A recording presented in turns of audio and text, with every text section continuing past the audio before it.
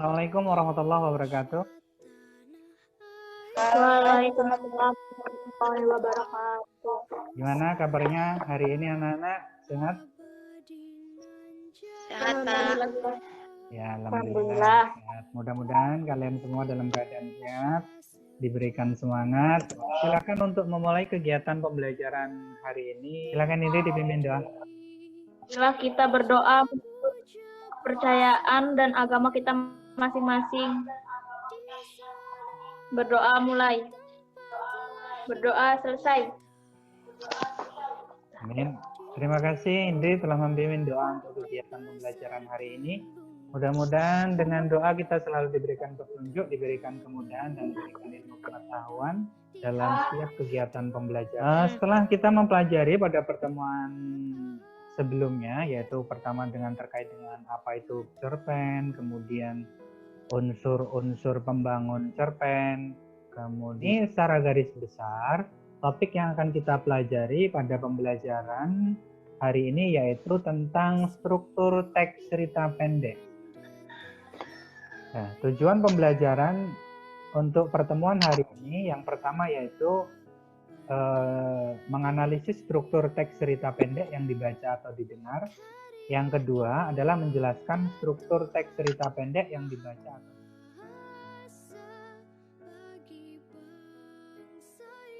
Untuk kegiatan belajar, kita akan mulai dari pengertian struktur. Silakan Lina dibacakan, Lina. Struktur cerpen adalah berbagai tahapan yang mengisi suatu cerita atau narasi. Dalam cerpen, struktur cerpen pada intinya adalah struktur yang membentuk kisah yang dibawakan dalam cerpen. Struktur itu adalah berbagai tahapan yang mengisi suatu cerita atau narasi dalam cerpen. Artinya apa? Struktur ini adalah sesuatu yang mendasari terbentuknya suatu cerpen. Kalian harus tahu struktur ini adalah hal yang penting. Kalau misalnya di rumah, sebelum orang membangun rumah, apanya dulu yang dibangun anak-anak? Orang mau bangun rumah itu apa dulu yang dibangun? Batakonya dulu, Pak. Batakonya dulu. Fondasi. Aduh. Iya, nggak apa-apa. Gini, ya sebelum bangun rumah ada batako, ada pasir, ada semen, ada besi. Nah, maksud Bapak itu pertama kali dibangun setelah ada batako. Tadi ada yang jawab apa, Bil? Tadi, Bil? Bagasi. Fondasi. Ya. Jadi, hal yang paling mendasar dalam cerita pun sama seperti kita membangun rumah. Kita bangun pondasinya dulu. Setelah bangun pondasi, kalau rumah kayu, ibaratnya rumah kayu aja. Itu biasanya kan ada tiang yang di pojok-pojok itu. Yang utama, tiang utama. Tek, tek, tek, tek, tek. Setelah tiangnya terpasang, baru dipasang atasnya itu, yang untuk masang reng, untuk genteng. Nah, itulah struktur.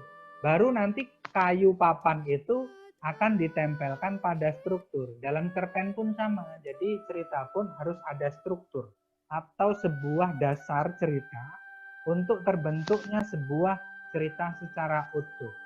Ada beberapa struktur nanti yang akan kita pelajari. Ini yang pertama ada 3 hal yang ditampilkan. Kan Farah dibacakan, Farah? Yang mana, Yang Pak? abstrak. Adalah gambaran umum secara keseluruhan mengenai berbagai situasi, peristiwa, dan bermacam unsur lain dalam cerita. Teks cerpen ini bersifat opsional, artinya sebuah teks cerpen bisa saja tidak melalui tahapan ini. Ya, terima kasih Farah telah membacakan. Jadi abstrak ini merupakan sesuatu gambaran umum dalam cerita. Apa maksudnya gambaran umum? Tadi di bagian abstrak biasanya pengarang itu menjelaskan secara keseluruhan. Itu dikenalkan situasi yang ada di dalam cerita, peristiwa yang ada di dalam cerita, kemudian unsur-unsur lain yang ada di dalam cerita. Kemudian orientasi. Silahkan orientasi Nova Elisa dibacakan. Ya. Struktur orientasi merupakan bagian pendahuluan dalam sebuah cerita baik dengan sifat tokoh, latar cerita maupun alur cerita. Bagian ini memperkenalkan setting atau Ya, terima kasih Nova. Orientasi.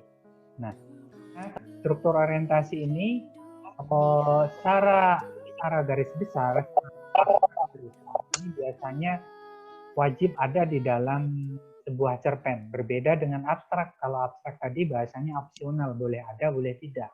Tapi kalau orientasi ini merupakan hal penting dalam sebuah cerita. Kalau tidak ada orientasi sama dengan kita membangun rumah tanpa pondasi. Bisa rumah itu terbangun namun akan rawan mengalami kerusakan. Ada komplikasi.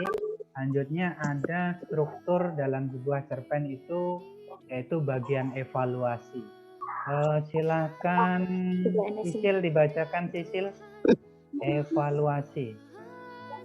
Nah. Pada struktur evaluasi, konflik yang terjadi diarahkan pada pemecahan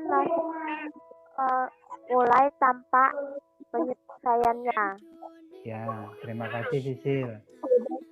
Jadi pada bagian struktur evaluasi adalah ini melanjutkan pada struktur sebelumnya. Sebelum evaluasi tadi apa anak-anak? Sebelum evaluasi? Pas atasnya evaluasi tadi? Komplikasi, betul sekali.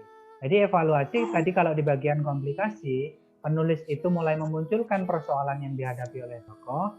Pada bagian evaluasi ini, pada dasarnya, pada intinya, sang pengarang ini atau penulis dalam cerpen atau dalam teks cerita pendek itu mulai memunculkan pemecahan masalah yang terdapat dalam sebuah cerita. Misalnya saja tokoh itu mengalami kesulitan dalam hidup, baik kesulitan secara ekonomi atau dalam kesulitan misalnya menghadapi diberikan sebuah ujian, sebuah penyakit misalnya. Itu mulai menemukan pemecahan masalahnya. Bisa saja kan terkait dengan resolusi. Silahkan Winda, dibacakan Winda. Pada tahap evaluasi, pengarang akan menggunakan solusi dari berbagai konflik yang dialami tokoh. Pada sering dilakukan pernyataan terhadap kondisi akhir yang dialami oleh tokoh protagonis atau tokoh utama. Ya, bagus. Terima kasih. Udah, jadi secara umum struktur teks cerita pendek itu ada 6. Nah, itulah nanti tugas kalian untuk membaca cerita dan kemudian menganalisis mana yang bagian abstraknya, mana yang bagian orientasinya, mana yang bagian komplikasinya, sampai dengan kodanya. Teksnya berjudul Jakarta saja, sesuai dengan ceritanya. Kemudian silahkan kalian tentukan struktur teks cerita pendeknya. Setelah tentukan, silahkan kerjakan ke dalam tabel. Tabelnya seperti ini anak-anak ya. Nih contohnya. Dan nanti untuk secara lengkap tugasnya Bapak kirim di grup WA. Kemudian silahkan dikerjakan dengan baik. Pertemuan, silakan siapa ini yang bisa menyimpulkan apa yang kita pelajari hari ini. Apa tadi? Ada 6 hal yang kita pelajari tadi. Yang pertama apa yang kita pelajari tadi? abstrak. Kedua? Ya. Terus? Ya. Komplikasi. Evaluasi. Ya. Evolusi. Dan yang Koda. terakhir?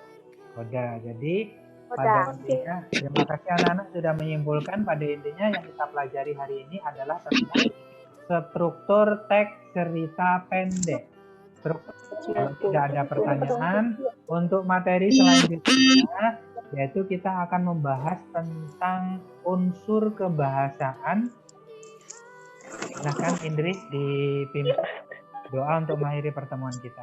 Ini pelajaran hari ini, marilah kita berdoa menurut agama masing-masing. Berdoa mulai. Selesai. Demikian untuk kegiatan pembelajaran hari ini. Mudah-mudahan apa yang kita pelajari dapat bermanfaat untuk kita semuanya.